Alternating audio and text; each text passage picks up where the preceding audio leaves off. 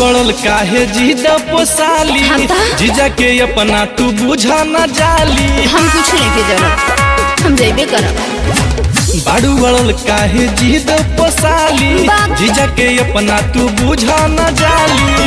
मेला में करबू तंग खाए खाती पी जा। सुनी ना बोला अपाची से मेला घुमा दा जीजा, मेला के चाउमीन खिला दा जीजा। अपाची से मेला घुमा दा जीजा, मेला के चाउमीन खिला दा जीजा। RP studio Dehri on song.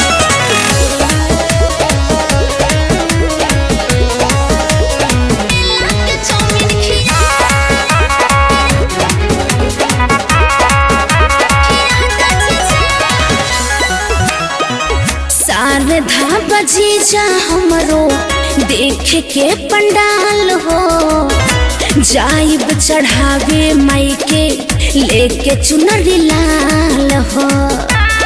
हम बुझनी जीजा जी। मेला में होला साली, हाँ? सुना बड़ी धाका बाटे ऑर्डर कमेटी के जाम रही चाका। आके दीदिया घरे तू तो करेलू नतीजा।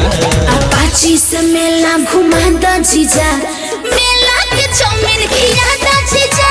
अपाची से मेला घुमा दा जीजा, मेला के चाउमीन खिला दा जीजा।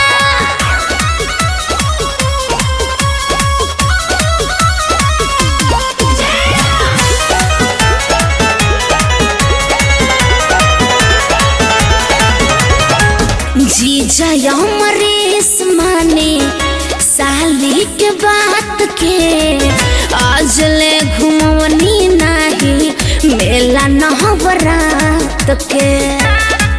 एकदम कंजूस बने मन जीत में हर के डलबू, झूठा ही झमेला में छूट जाई हाथ साली, भूला जाइबू मेला। अजी कुछ ना होई, बढ़ जाई परबलम कुछु होई ना यही जा।